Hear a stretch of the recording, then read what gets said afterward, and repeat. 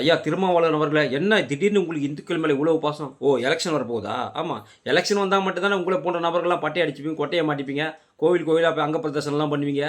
எல்லாமே நீங்கள் அப்போ தானே பண்ணுவீங்க. அதுக்கு முன்னாடி உங்களுக்கு பண்ண தெரியாதுல்ல. அது இல்லாமல் பாஜக நம்ம இந்துக்களுக்கு எதிரான கட்சி போடுவோம், நீங்கள் தான் இந்துக்களுக்கு ஆதரவான கட்சி போடுவோம் பேசுகிறீங்களே திருமாவளவன் அவர்களே. உங்கள்கிட்ட சில கேள்விகள். என்ன கேள்வினா, காசாவில் போர் நடக்குது, அங்கே இஸ்லாமியர்கள் கொல்லப்படுறான். அதுக்கு மட்டும் இங்கே ஆர்ப்பாட்டம் நடத்துனீங்க, போராட்டம் நடத்துனீங்க, தனி தீர்மானம்லாம் கொண்டு வந்தீங்க இஸ்ரேலை கண்டித்து பார்லிமெண்ட்டில். ஆனால் பங்களாதேஷில் ஒரு இந்து கொல்லப்பட்டிருக்கிறான். கொடூரமாக கிட்டத்தட்ட ஆயிரக்கணக்கான இஸ்லாமியர்கள் சேர்ந்து ஒரு இந்துவை படுகொலை செய்து அந்த பிரேதத்தை எடுத்து தொங்க விட்டு பெட்ரோல் ஊற்றி கொடுத்திருக்கிறான். ஒரு ஆர்ப்பாட்டம், ஒரு போராட்டம் பண்ணியா நீ? ஒரு கண்டனாட்சி தெரிவிச்சிங்களா நீங்கள்? 22 இந்துக்களை நீ இந்துவான்னு பார்த்து பார்த்து சுட்டு கொன்னான். காஷ்மீரில் இருக்கக்கூடிய பாகிஸ்தான் தீவிரவாதிகள் அவங்கள கண்டித்து என்றைக்காச்சும் ஆர்ப்பாட்டம் போராட்டம் ஏதாச்சும் பண்ணியா? ஒரு கண்டன அறிக்கையாவது விட்டியா? அவங்களுக்கு நியாயமாக பேசுகிறேன். என்ன பேசுனேன்? 370 நீக்கியதன் விளைவு அவங்க கோபத்தின் வெளிப்பாடு தான் இந்த படுகொலைகள்னு சொன்னேன். 370 வேணான்னு சொன்ன ஒரு அம்பேத்கர். நீ அம்பேத்கர் வெளிவந்தவர் தானே, அம்பேத்கரை பின்பற்றுவர் தானே. அம்பேத்கர் என்ன சொன்னார்? 370 அவங்களுக்கு கொடுக்கக்கூடாது, சிறப்பு அந்தஸ்து அவங்களுக்கு கொடுக்கக்கூடாது, அது மிகப்பெரிய பிரச்சனைகளை உருவாக்குன்னு சொன்னவர் அம்பேத்கர்.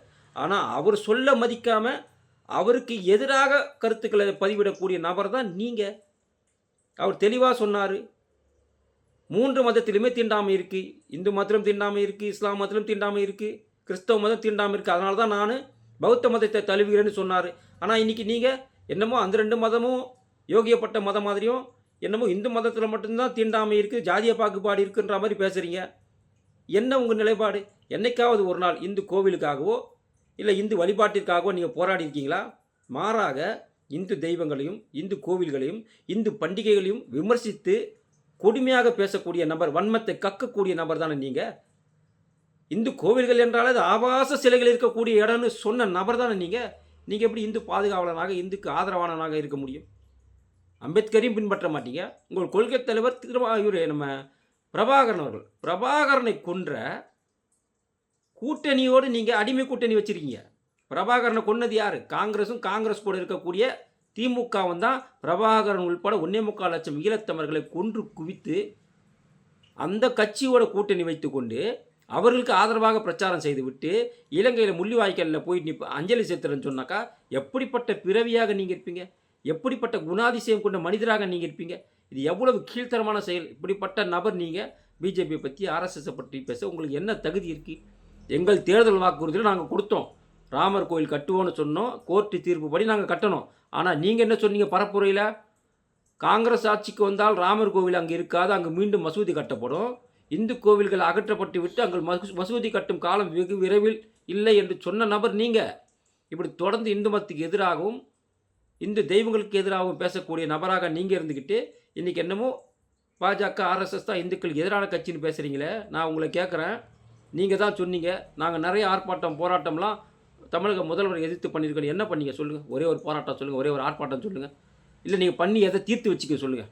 நாங்கள் தான் இந்த பிரச்சனையை தீர்த்து வைத்த முதலமைச்சர்கிட்ட பேச்சுன்னு சொல்லுங்கள். துப்புரவு பணியாளர் பிரச்சனை தீர்த்து வச்சிங்களா? இன்னி வரைக்கும் போராடி கொண்டு இருக்கிறான். செவிலியருக்காக குரல் கொடுத்தேன்னு சொன்னீங்களா? அதை தீர்த்து வச்சிங்களா? நீங்கள் கூட்டணியில் தானே இருக்கீங்க, ஆனால் இன்னி வரைக்கும் போராடி கொண்டு இருக்கிறான். ஆனால் பாஜக அப்படி கிடையாது. பாஜகவை ஜெயலலிதா அவர்கள் ஆட்சி காலத்தில் ஜெயலலிதா அவர்கள் கூட்டணி இருக்கும்போது சில நிர்பந்தங்கள்லாம் எங்களுக்கு வச்சாங்க. ஆனால் அதெல்லாம் நாங்கள் நிறைவேற்ற முடியாதுன்னு சொல்லி ஆட்சியை இழந்தாலும் பரவாயில்லன்னு நாங்கள் ஆட்சியை இழந்து நின்னோம். வாஜ்பாய் அவர்கள் சமரசமே செய்து கொள்ளவில்லை. ஆனால் நீங்கள் அடிமையாக இருந்து கொண்டு அவங்க என்ன தப்பு பண்ணாலும் சரி சரின்னு மண்டையாட்டி கொண்டு கேட்டால் தோழமை சுட்டு விடுன்னு சொல்லிவிட்டு என்ன தப்பு பண்ணாலுமே கூட இருந்து ஒத்து ஊதிட்டு இன்றைக்கி என்னமோ அவங்களை எதிர்த்து குரல் கொடுத்தேன்னு பேசுகிறீங்க. திமுக மின்சார கட்டணத்தை உயர்த்தினாங்க, ஆர்ப்பாட்டம் பண்ணிங்களா? திமுக பால் விலையை உயர்த்தினாங்க, ஆர்ப்பாட்டம் பண்ணிங்களா? அண்ணா பல்கலைக்கழகத்தில் மாணவி பாலியல் பலாத்காரம் செய்யப்பட்டார், ஆர்ப்பாட்டம் பண்ணிங்களா? இல்லை கோவையில் மாணவி பாலியல் பலாத்காரம் செய்யப்பட்ட ஆர்ப்பாட்டம் பண்ணிங்களா? சொத்து வரி ஏற்றப்பட்டது, ஆர்ப்பாட்டம் பண்ணிங்களா? இப்போ எதுக்குமே ஆர்ப்பாட்டம் பண்ணாமல் அவங்க கூட இருந்துட்டு எல்லாத்துக்குமே ஆதரவாக இருந்துட்டு இன்றைக்கி என்னமோ அவங்கள எதிர்த்து குரல் கொடுத்த மாதிரி பேசுகிறீங்களா? ஏங்க, உங்களை வருங்கால முதல்வரும் உங்கள் கட்சிக்காரன் ஒரு பேனர் வச்சான், அந்த பேனரை அடுத்த நாளே எடுத்துட்டாங்க. அந்த அளவுக்கு அடிமையாக நீங்கள் இருக்கிறீங்க. ஏன் ஒரு பேனரில் கூட முதல்வர் நீங்கள் இருக்கக்கூடாதா? அது கூட இந்த கட்சிக்கு பிடிக்கலன்னு சொன்னால் அந்த மாதிரி கூட்டணியில் இருக்கிறது நீங்கள் வெளியே வரலாமே. இந்த நிபந்தனைகள்லாம் நீங்கள் நிறைவேற்றாவிட்டால் நாங்கள் கூட்டணியை விட்டு விலகுவோன்னு என்றைக்குனா ஒரு அறிக்கை விட்டுருக்கீங்களா?